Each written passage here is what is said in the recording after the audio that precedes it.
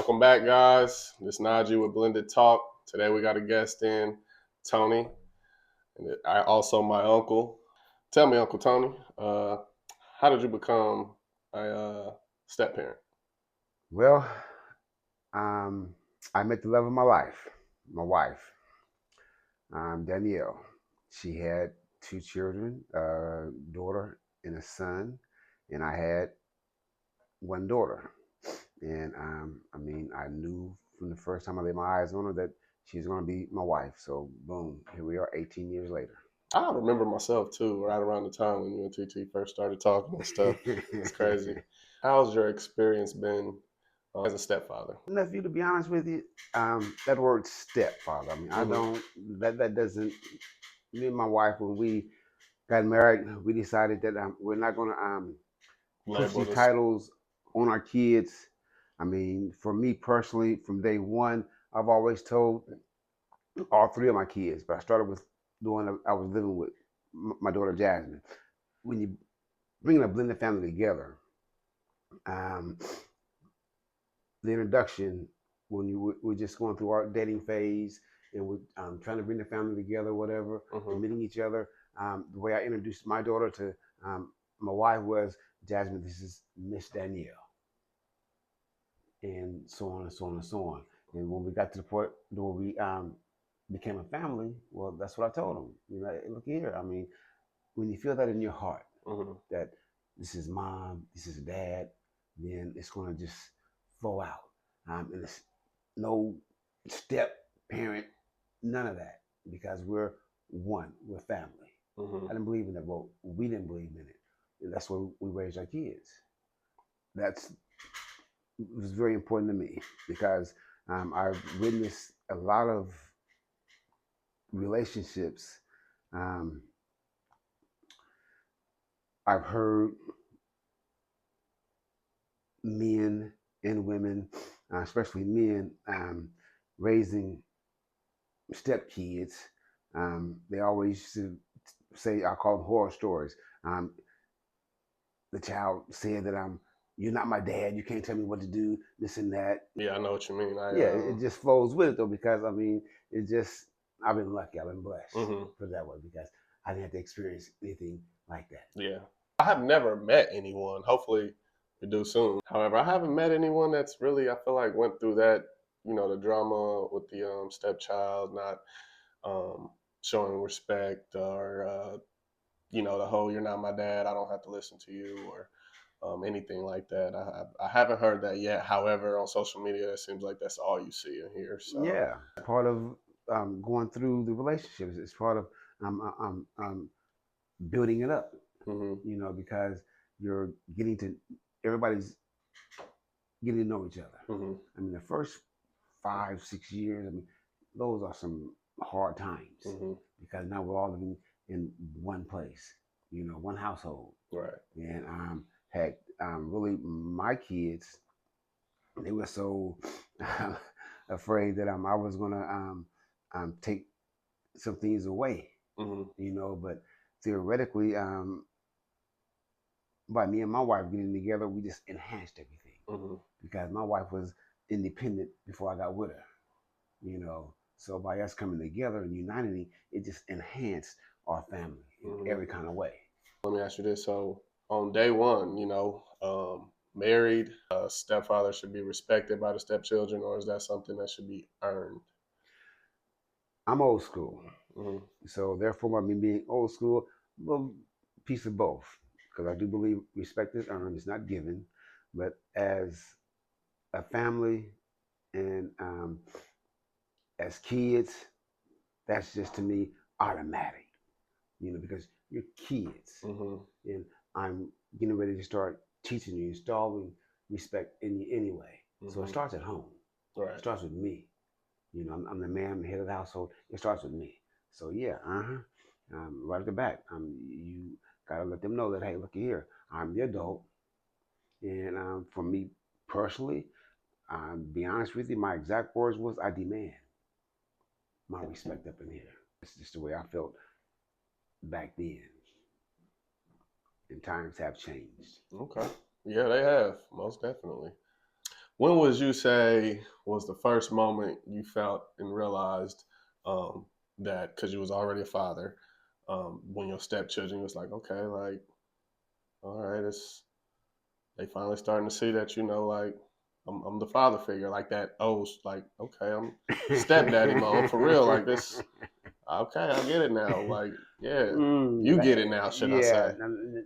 that's a tough one. I got to think about that one because I mean, it was we really had a somewhat of a smooth transition because our kids was young. Mm-hmm. All three of them was young. I think about between the ages of 8 and 3, maybe. So it's like it was real simple Mm-hmm. because I mean, they're so young and they just did what we asked them to do, and I mean, they bonded together. I mean, they really came together as sisters and brothers. Now, I mean, and that was like I said, the first 5 6 years. But Mm-hmm. I mean, growing up, I mean, it got kind of a little tough because the way we was raising our kids, especially our two girls, because it was only what a couple months apart from each other, Mm-hmm. and we really wanted them to bond as sisters, Mm-hmm. and we felt that the best way to do that was to make sure that they are together. Right. You know, you get up and go to school together. You know, you hang out together, even though you might have your own separate friends, but at the end of the doggone day, you come back together in your sisters. So I mean, we tried to push that to this very day. To be honest with you, shoot, because at the end of the day, I mean, heck, it's all Yeah. about family. Yeah, that's what we always say too. To our, because again, 4 girls, the oldest two. We always say, this is y'all gonna be each other's best friends. At the end of the Mm-hmm. day, y'all supposed to have each other's back no matter what. Do you think that stepfathers should have a say in decision making when it comes to the stepchild if both biological parents are involved? Of course, and the reason why is because guess what? For me personally, I mean, we're living all in the same household, Mm-hmm. and again, as the man of the household, I believe that I get last and final say so. Mm-hmm. I mean, um, as long as that man in that household is handling his business, taking on responsibility, and doing what he's supposed to be doing spiritually in every kind of way, then I mean, yes, everything um, comes through him. And with me and my wife, we would pretty much come together and make a sound decision. Mm-hmm. And don't get it twisted. I mean, everybody has, those moments where one might make a decision on their own, but it just depends on what it is, Mm-hmm. But to keep me in the dark or to keep her in the dark, It's wrong. yeah, it's wrong. It's wrong. Even though it might happen, Right. it's wrong. Mm-hmm. Because when the other person find out, then I mean, I'm pretty sure you've experienced it before. Yeah. I mean, it goes all left. Yeah. Put it like that. Yeah. So, I mean, it's part of growing and maturing in a relationship. Do you think that a parent that isn't living with the child or whatever, do you think that a co-parent rules should travel over to, I believe, the custodial parent? It just depends. Mm-hmm. I had to take it upon myself to get to know their fathers on a personal basis, Mm-hmm. to see where they're coming from, And so, until that happened, I mean, me and my wife, we both agreed, we don't have any control over what they do or what they don't do. So what goes on in our house, That's it the only stays in thing our we house. can. That's all we can focus on.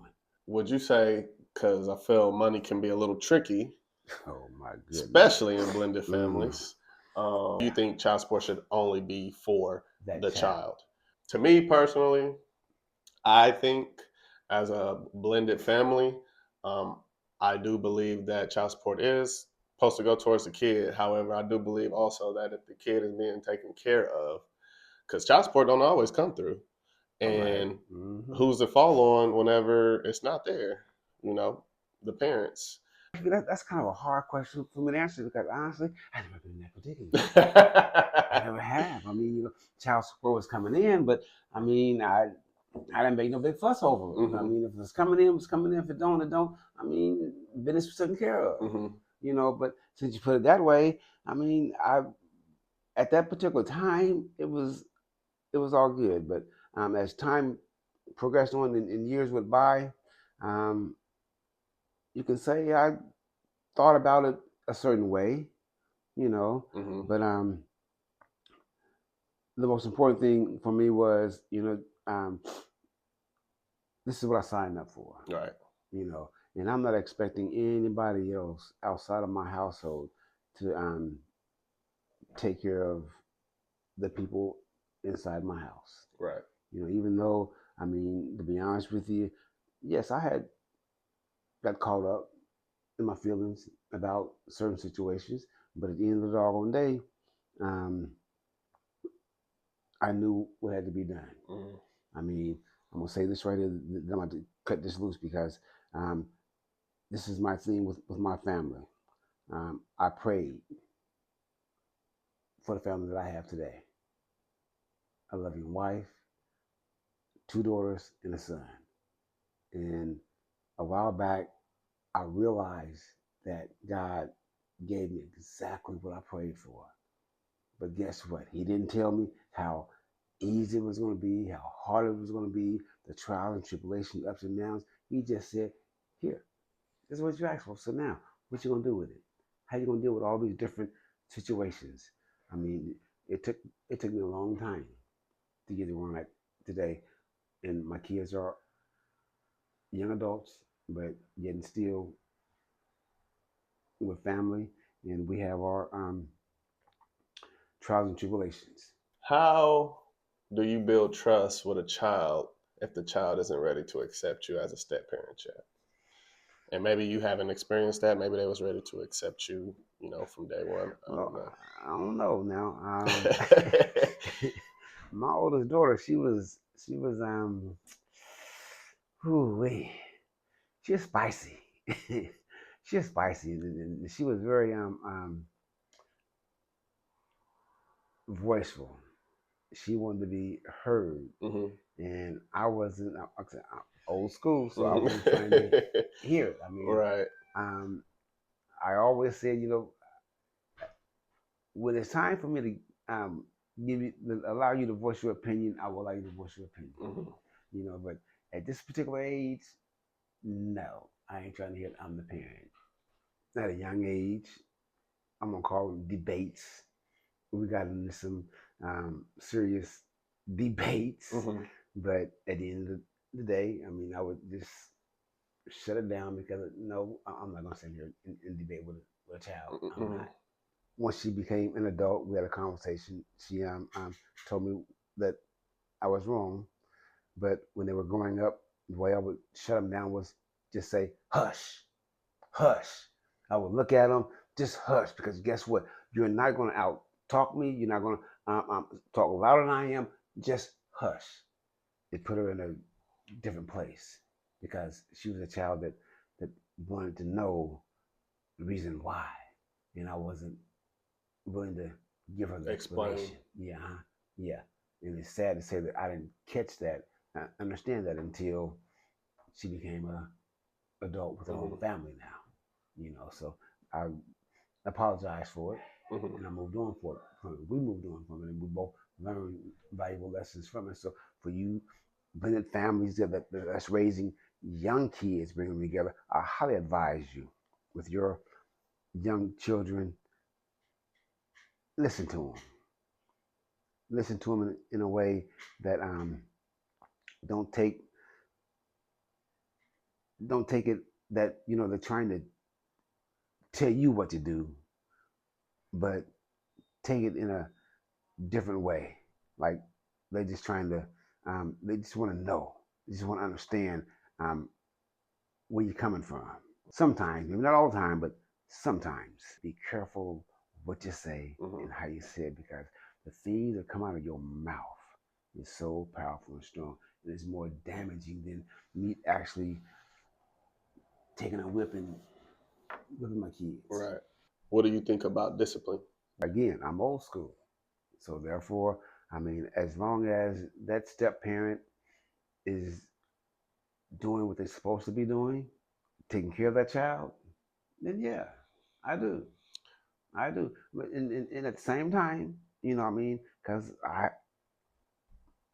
my son's dad, I had to call him up. Hey, look here. You know, this is what's going to happen. You know, you have a conversation with your son. You know, I mean, because I'm telling you, this is my house, and I am not going to be disrespected by any child, Right. especially my son. Right. You know, that ain't gonna happen. Right. It ain't gonna happen.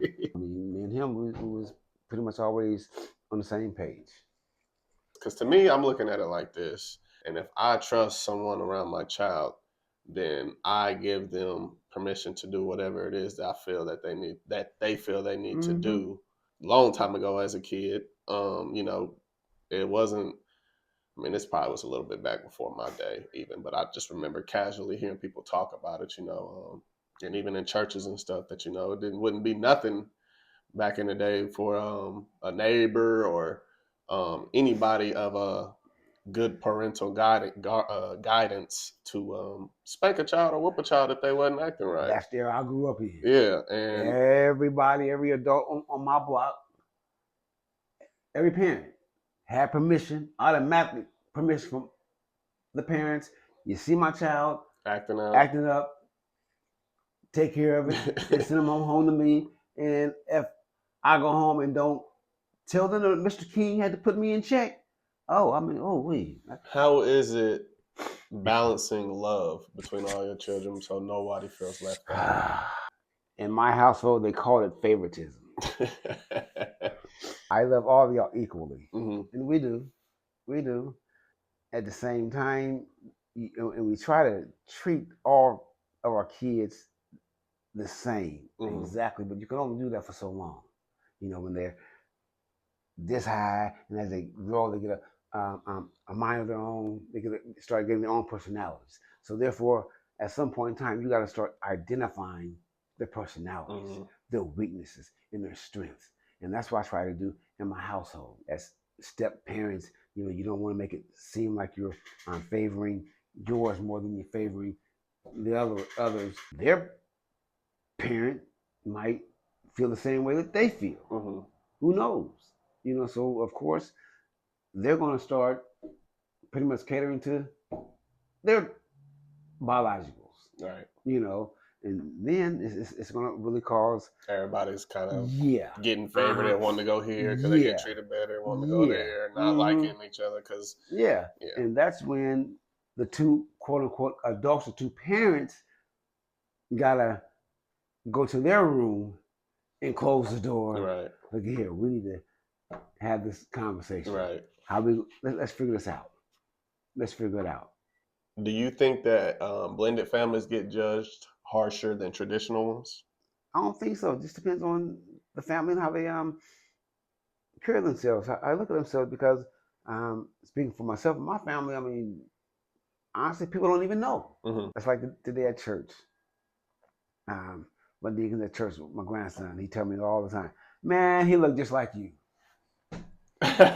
Really? But I say that because I laugh at when somebody said my grandson looks just like me, because I'm like, you must don't know the story, you know. His mom does not have my DNA, so but she has all my characteristics, a lot of my characteristics, and so by him being around me so much, especially when he was born for the first year, as you well know, I literally took care of him. So yes, I'm rooted in him. Have you ever felt unappreciated or invisible as a step parent? Oh heck yeah! What advice would you give to a parent that just became a father/stepfather or mother/stepmother? I'm gonna keep it real with you. I would encourage, first of all, the parents, especially the man. You gotta know who you are in Christ. You are the head of that household. Everything lies on you. you gotta set a good example. You gotta lead your family. The ring symbolizes a covenant between husband and wife. There's only three people inside of the ring. Husband, God, wife, and God. yeah. So nothing, and that's the order of God's order. God, husband, wife, children. I like it. Would you ever recommend a child of your own to date someone that has kids? I'll tell you my answer. I'll tell Would you I mine. recommend it? I mean, honestly, I would say right now, nah, I wouldn't. But at the same time, because this was God's plan for me, but what's for me is not for everybody else. So I don't know what's for them. But if my daughter would come to me and say, "Hey, Dad," well, I can't say that because she's with a child. So I mean, Right. say, It's almost like it kind of voids that yeah. Well, let me put it this way: if my son, since he don't have any kids right now, come to me and say, "Hey, Dad, I'm gonna marry this woman. She got one child. Son, I don't know if you want to do that.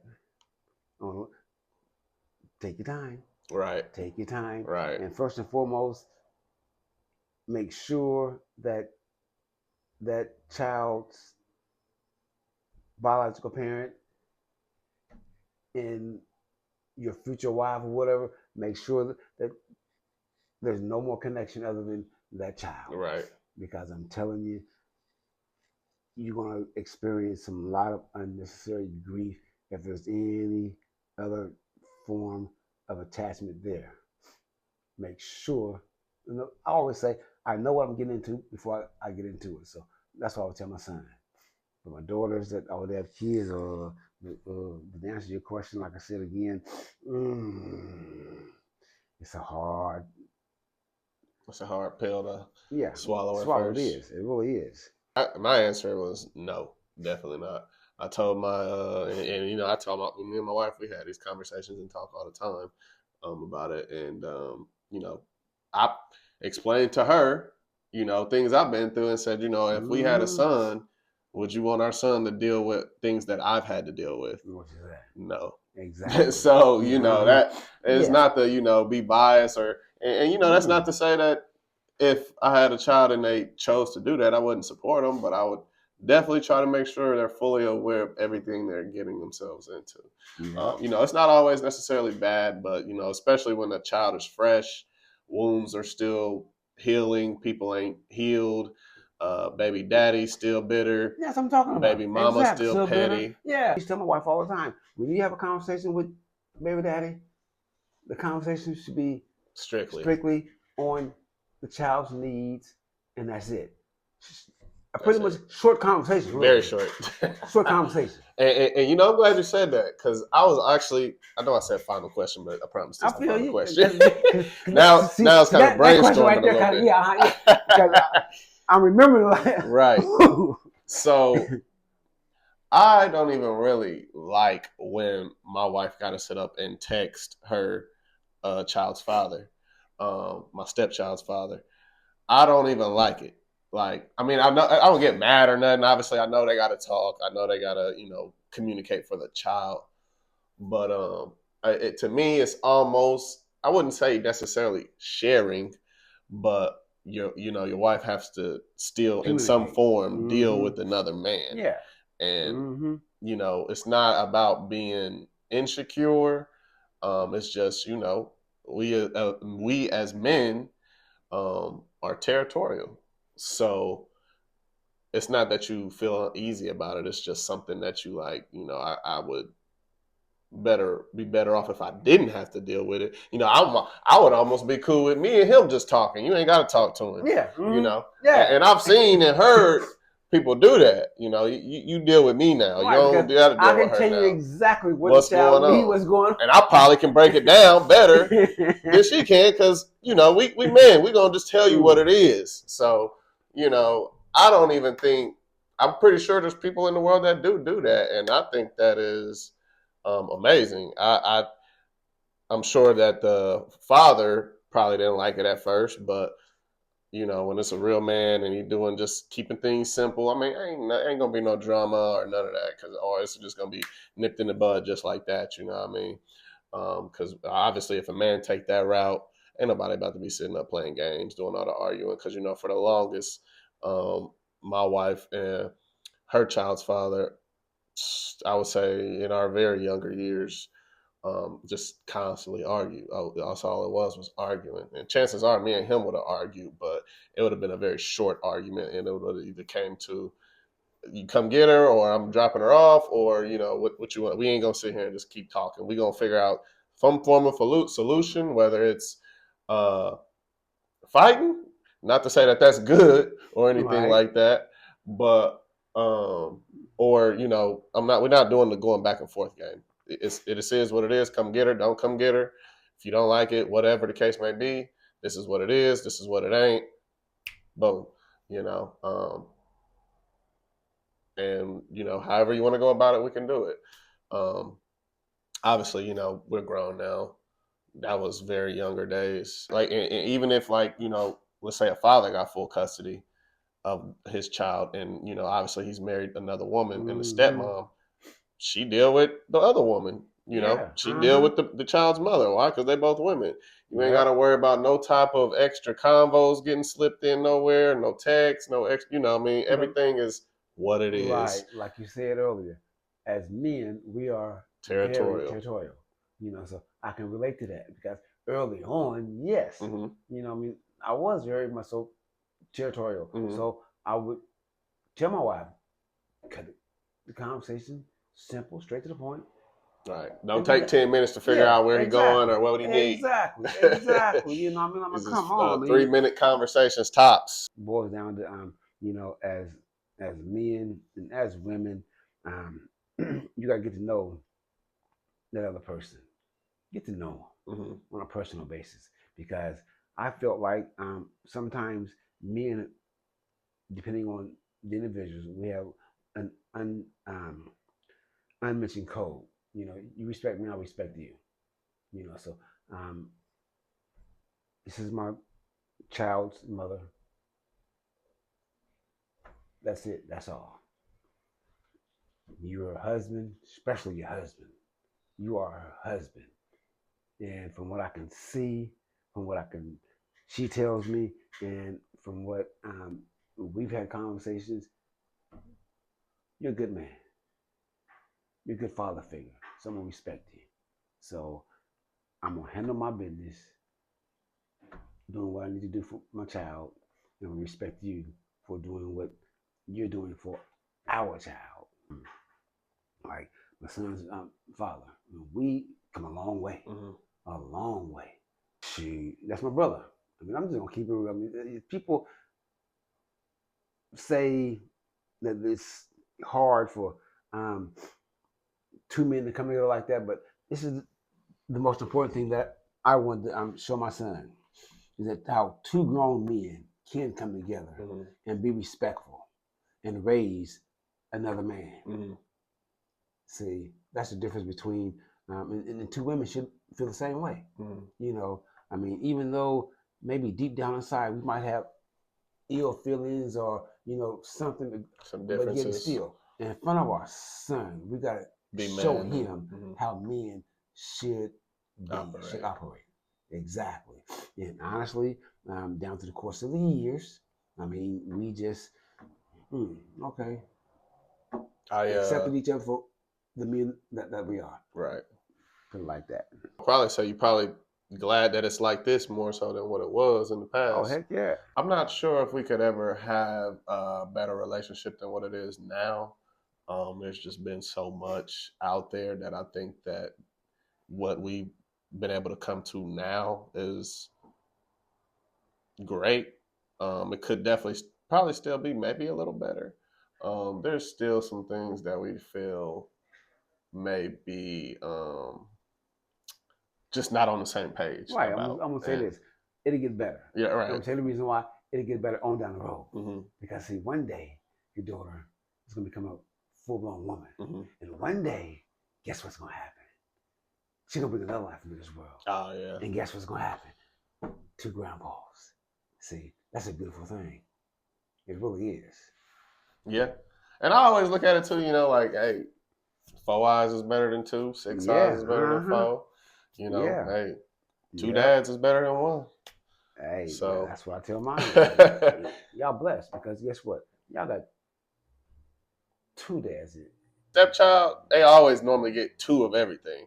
2 Christmases, 2 birthdays, 2 everything. See, So, she yeah, coming back from certain holidays and she got a bunch of bags, and the other kids, Yep, they looking like yep. Like okay, I mean, that was one of those things that's out of my control. out of your And control. like the wife you said, what they do, Mm-hmm. I mean, we have no control over it. But it's just one of those things you So, kind of just got to re-explain it to the other yeah. kids because they And looking at then it like, sometimes, I mean, not only that, but sometimes, I mean, we as the adults, as the parents, look here.